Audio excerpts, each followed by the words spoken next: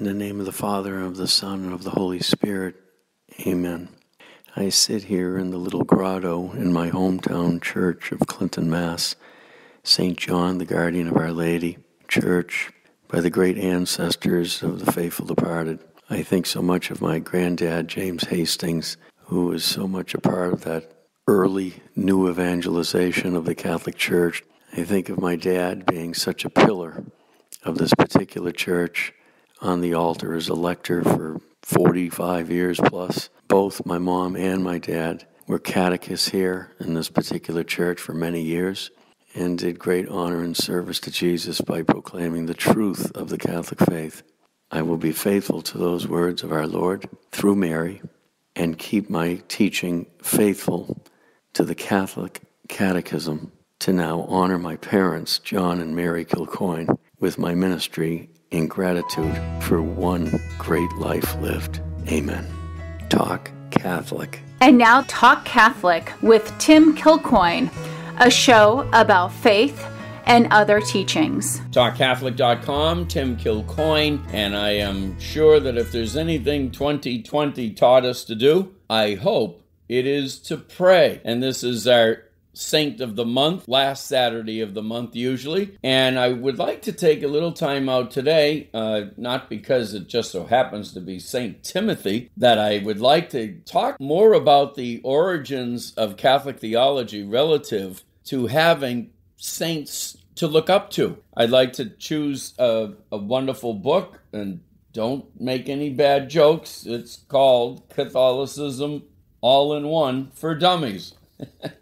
And this is actually an outstanding series, and Father John Trujillo, who has been on Web of Faith on EWTN for many years, is very much a part of the commission of this series. And I turn to page 371, and I'd just like to read quickly, and then I'll get into a little bio on St. Timothy, much of which is coming from what we know through the epistles of St. Paul to Timothy, and in any event, from Catholicism for Dummies. And like I say, no matter what's going on in that outside world and in our government and in our church, and it's all been terribly turbulent, it calls everyone to prayer and to ask the intercession. For instance, regarding our election, pray to the faithful departed who fought for America and her freedoms. All that we have known to be good and true, and the envy of the world, the First Amendment, our prosperity, our multiculturalism, and yes, indeed, our freedom to worship, the desire not to have a tyrant in control of our country, to have separate branches of government rule according to the rule of law, that the rule of law matters, that truth matters, and that we need the intercession of these saints to pray for those specific men and women in Congress or the Senate, etc., to simply do the right thing. That's what's most important for the integrity of our elections in the years ahead, and that we can rest assured that we are the people that decide in America. And it's one vote, one person, legal. That's what we have voted for. That's what we have fought for all through our history. And now things have reached such a turbulent, cataclysmic level that we really need divine assistance. And in our Catholic tradition, we have exactly that. Let me read. This is regarding intercession in general and patron saints. You have mediators and intercessors in your lives every day. You just don't call them mediator and intercessor. Sometimes you call them doctor and nurse and store manager and clerk. The intercessor is the person you turn to in order to seek help from someone higher up. The nurse relays your information to the doctor. The clerk relays requests or concerns to the store manager. That's how it is with God and saints. Jesus is the mediator in our lives, the one who can speak on behalf of an entire group and who has the authority to negotiate, make agreements or treaties, and represent both parties. The saints are those who make requests to the one and only mediator on behalf of someone else. I'm quickly reminded of the Old Testament origin of all of this. I was watching a wonderful Bible series, and one of the chapters on David. The patriarchs of old would often act as mediators of disputes, basically being in the position of God to settle some grievance between parties. Very much a harbinger of our judicial system, the judge, hearing all the evidence from all points of view and then bringing it to a conclusion justly. You could very much think of the saints as your lawyer presenting your plea and total situation to our Lord. Let me go on. But the saint's role is optional. Not everyone turns to an intercessor or saint to address God. So we do not diminish our Protestant brothers and sisters who do not believe in this particular Catholic concept and truth. And they would say, can't you go to God first and only? And we would simply respond, you can always go to God, no question about it. But it doesn't hurt to go to somebody who possibly knew exactly what you're praying for, who knew all the dynamics of the difficulties that you might be going through right now. They might have the ear of our Lord in a special way. Why not? Back to our catechism. Patron saints serve as intercessors for particular areas. For example, St. Lucy was a martyr in the ancient church who died a horrible death when her Roman persecutors gouged out her eyeballs. She is invoked as the patron saint for ailments of the eye. Just as the living on earth can and do pray for others, intercession, which we hope and pray, by the way. So many of you that have been so cooped up and overwhelmed by the pandemic that are living in our nursing homes, you do have a special role to play. So do not despair. You are in the position to pray for us in the world to get things right, and that's regarding the pandemic and all appropriate strategies for your help. In any event, the saints in heaven can and do pray for the living here on earth. In both cases, the intercessor prays to the one mediator on behalf of someone else. The Catholic Church sees the intercession of the saints as one big prayer chain. Just because saints have their own days on the church calendar doesn't mean they're to be worshipped, for that's held for God alone. Rather, saints are worthy of public honor or veneration, called dulia in Latin. Holy men and women in heaven deserve honor, just as our nation honors those who died defending our country. Statues, icons, and images of the saints are not to be considered idols, a claim some have used to criticize Catholicism. Again, proper analogy is not worship but honor. Memorials such as the statues of George Washington, Thomas Jefferson, and Abraham Lincoln are public and government-supported ways to honor brave heroes who either died in service of their nation or who spent a good portion of their lives in service to it. The same type of honor exists within the church. Statues, icons, and images of the saints are memorials meant to remind us of the courage and piety of these holy men and women. Do you have a picture of a deceased loved one in your wallet or hanging on the wall at your home? Those images aren't idols. The pictures of saints displayed in church or in homes are the same thing. A visible reminder of someone you honor and appreciate. I think I look at my parents as saints. They were the quintessential couple and the Catholic marriage par excellence, not without its flaws and difficulties, but a real lived Catholic witness to the faith by both my mom and dad, John and Mary. And I really do believe that they were on the stepladder to sainthood. Remember, if you do make it to heaven, you are a saint. Now, granted, there could be a purification process in purgatory, but it's not just canonized saints that we have the right to be praying to, particularly your parents. If they put forth a wonderful example of faith before you, it would make all the sense in the world that they would be probably the first ones to be praying to for your needs right now in the interim of between here and waiting to meet them again. That's what we pray. I remember an interview I did with Bishop Emeritus Riley here of Worcester, who's very much still with us and in good spirits. God bless you, Bishop. Just spoke to him a few weeks ago. He was talking about some of the trials and tribulations of 2020, and we were talking relative to the church problems, the abuse scandals and all the rest of them. He said, do these people want to meet their mom and dad again? Referencing the leadership not acting correctly with disciplinarian measures to root this out. But I thought it was a beautiful answer. Would you not want to simply do the right thing because your salvation is dependent on it? And at bare minimum, don't you want to see your parents again? Well, I know that there are many that probably don't, unfortunately, because of sad circumstances. But if you had good parents, it would be one of the easiest ways to climb the ladder of faith. Talk to them, pray, and pick out a strength of your mom or dad that was especially highlighting their personality. I know that my mom was very strong emotionally, and having been born on the feast of St. Maria Goretti, was a great champion of purity. And I often will pray to her keep me strong in sanctifying grace, Mom. And then Dad was always busy doing stuff and getting to the end zone. I asked my father to keep my focus, keep to my regiment.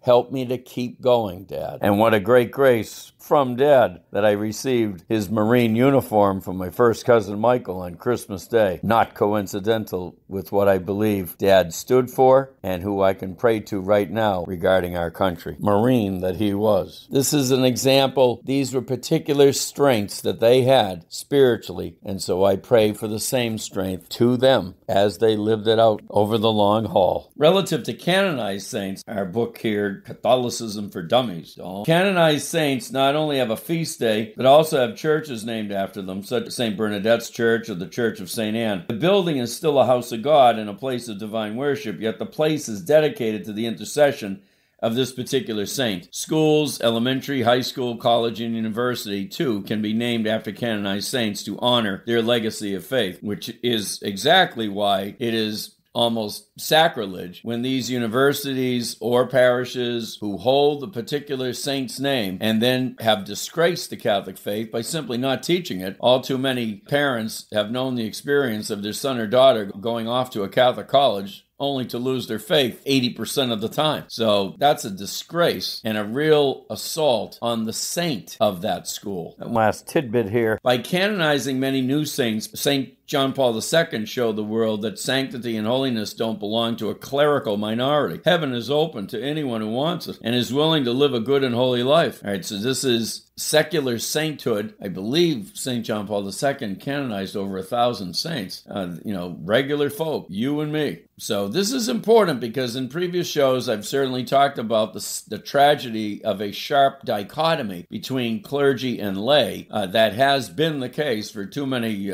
centuries, leading the laity to believe that the bar is lower, morally speaking, for them. And such is not the case. As we've discussed, the universal call to holiness is for everyone. Our catechism here tells us sainthood is a multi-step process, both in life and after death. In life, achieving holiness may involve a one-time decision to accept God, but that decision must be followed by a lifetime of living according to that decision. Martyrdom, dying in the name of faith, is a one-time act, but making such a strong commitment requires a lifetime of working toward being a true and faithful servant of God. Sainthood is a reminder that perseverance and dedication to one's faith can bring us to our goals. As Saint Mother Teresa of Calcutta often said, God does not call us to be successful, He calls us to be faithful. People aren't perfect, and save for the grace of God, won't be. As such, we should stop trying to reach for that which is out of our grasp. Instead of trying to be perfect, we are called to be faithful in our efforts to do and to be better. Reminded of my interview recently, and one more coming,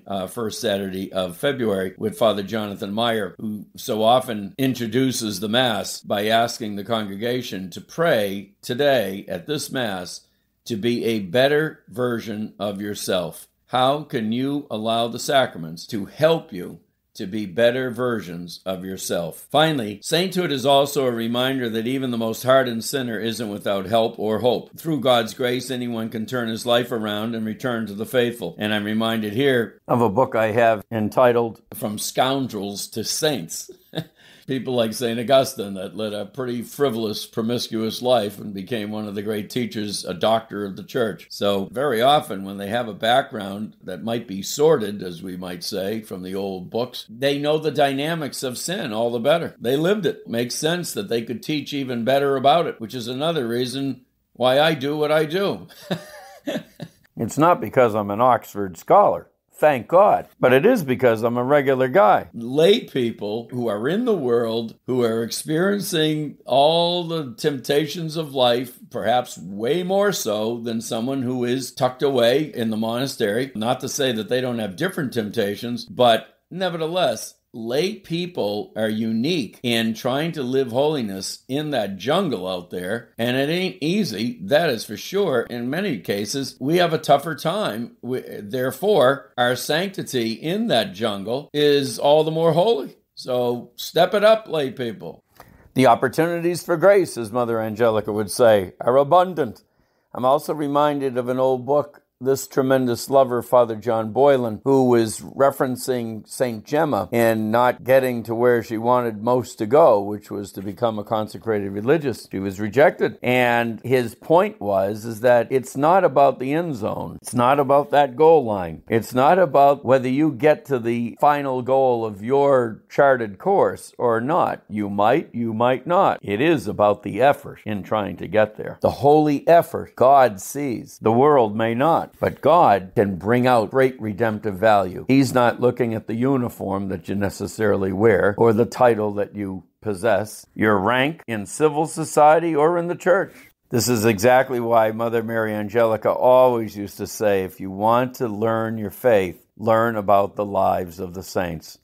We will continue to do just that in 2021 when we come back.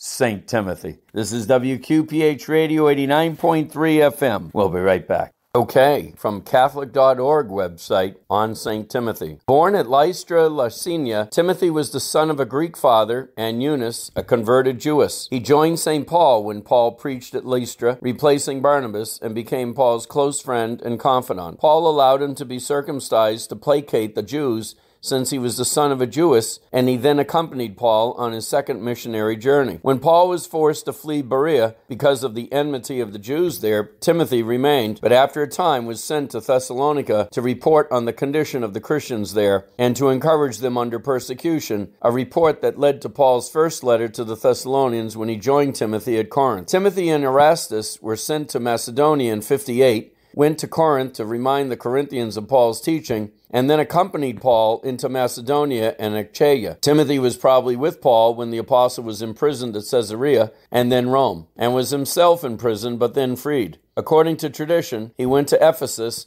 became its first bishop, and was stoned to death there when he opposed the pagan festival of Catagonion in honor of Diana. Paul wrote 2 letters to Timothy, one written about 65 from Macedonia and the second from Rome while he was in prison awaiting execution. His feast day, Timothy, meaning honoring God or honored by God. Now, I didn't put that in there, but yes, it's always been a consolation. Was an early Christian evangelist and the first Christian bishop of Ephesus, who tradition relates died around the year AD 97. Timothy was a native of Lystra. When Paul and Barnabas first visited Lystra, Paul healed a person crippled from birth, leading many of the inhabitants to accept his teaching. When he returned a few years later with Silas, Timothy was already a respected member of the Christian congregation, as were his grandmother Lois and his mother Eunice, both Jews. In 2 Timothy chapter 1, verse 15, his mother and grandmother are noted as eminent for their piety and faith. Timothy is said to have been acquainted with the Scriptures since childhood. In 1 Corinthians 16, verse 10, there is a suggestion that he was by nature reserved and timid. When Timothy comes, see that you put him at ease among you, for he is doing the work of the Lord. Quote, Timothy's father was a Greek Gentile. Thus, Timothy had not been circumcised, and Paul now ensured that this was done according to Acts 16, verse 1 to 3, to ensure Timothy's acceptability to the Jews whom they would be evangelizing. Augustine extols his zeal and disinterestedness in immediately forsaking his country, his house, and his parents to follow the apostle, to share in his poverty and sufferings. Timothy may have been subject to ill health or frequent ailments, and Paul encouraged him to use a little wine for his stomach's sake. When Paul went on to Athens, Silas and Timothy stayed for some time at Berea and Thessalonica before joining Paul at Corinth. His relationship with Paul was close, and Paul entrusted him with missions of great importance. Timothy's name appears as a co-author on 2 Corinthians, Philippians, Colossians, 1 Thessalonians, 2 Thessalonians, and Philemon. Paul wrote to the Philippians about Timothy, I have no one like him. When Paul was in prison and awaiting martyrdom, he summoned his faithful friend Timothy for a last farewell. The apocryphal Acts of Timothy state that in the year 97 AD, the 80-year-old bishop tried to halt a procession in honor of the goddess Diana by preaching the gospel. Might we know exactly what St. Timothy would have said about the Pachamamas? This is exactly why we have to look at the totality of the church's deposit of faith, starting with the scriptures, as opposed to theology starting in the late 1960s, as if truth only started with the sexual revolution and every other revolution of that time. What might have happened to St. Timothy today? Indeed. The angry pagans beat him, dragged him through the streets, and stoned him to death. That is laying one's life down for the flock. Timothy is venerated as an apostle, saint, and martyr by the Eastern Orthodox Church, with his feast day on the 22nd of January. The general Roman calendar venerates Timothy together with Titus by a memorial on the 26th of January, the day after the feast of the conversion of St. Paul. In the 4th century, the relics of Timothy were transferred from Ephesus to Constantinople and placed in the Church of the Holy Apostles near the tombs of Andrew and Luke. Later on in the 13th century, the relics seem to have been taken to Italy by a count returning from the Crusade and buried around 1239 in the Termoli Cathedral. The remains were discovered in 1945 during restoration works. Timothy is the patron invoked against stomach and intestinal disorders. His feast day is January 26th in our Roman Church. Now, we don't really have canon of St. Timothy, although there was not too long ago in 2014, I believe, 2012, biblical scholars believe they found fragments in a cave at Horvat, Susita, near the Sea of Galilee, that are parts of what they call the Gospel of Timothy, written around 40 AD,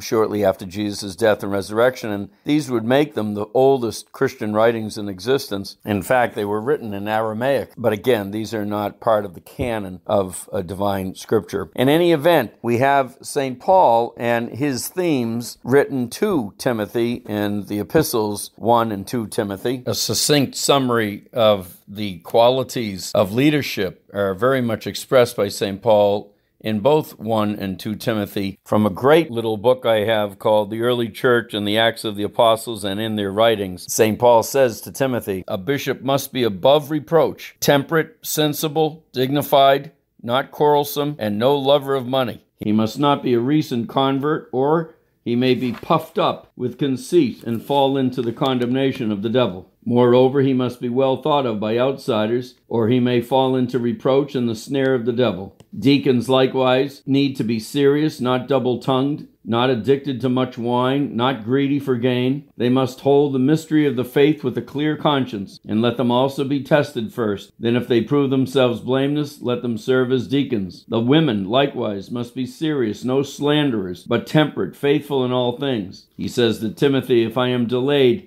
you may know how one ought to behave in the household of God, which is the church of the living God, the pillar and bulwark of the truth." So in other words, ladies and gentlemen, we can't have a leadership that is tied to the world politically. We have to be salt to the world. We have to stand apart and from the world so that we can be the teachers that we are called to be in the field of ministry. This includes myself as much as it does the bishops and priests, deacons and sisters, anybody in Catholic religious education or pastoral ministry. And so the idea that we don't hold the bar a little higher is nonsense. We have to be examples. And this is why it is such a sacrilege when we hear about scandals amongst our leaders. And this includes economic scandals as much as sexual and otherwise. So St. Paul was most clear about the qualities of a holy leader. Then in 2 Timothy, we see the leadership qualities more specific. St. Paul says, "I charge you in the presence of God and of Christ Jesus, who is to judge the living and the dead, and by his appearing in his kingdom, preach the word, be urgent, in season and out of season, convince, rebuke, exhort, be unfailing in patience and in teaching. For the time is coming when people will not endure sound teaching, but having itching ears, they will accumulate for themselves teachers to suit their own likings, and will turn away from listening to the truth and wander into myths. As for you, always be steady, endure suffering, do the work of an evangelist, fulfill your ministry. For I am already on the point of being sacrificed. The time of my departure has come. I have fought the good fight. I have finished the race. I have kept the faith." You don't know, ladies and gentlemen, how inspiring those words have been to me from Paul to Timothy all these years, and I'm delighted to be doing it for the fulfillment of my mission to make his word known in season and out, without agenda, accurately, with enthusiasm. At WQPH Radio 89.3 FM in 2021. And yes, a great New Year's donation to this wonderful radio station would always be accepted. God bless. Let your light shine. That is what it's all about here at WQPH Radio 89.3 FM.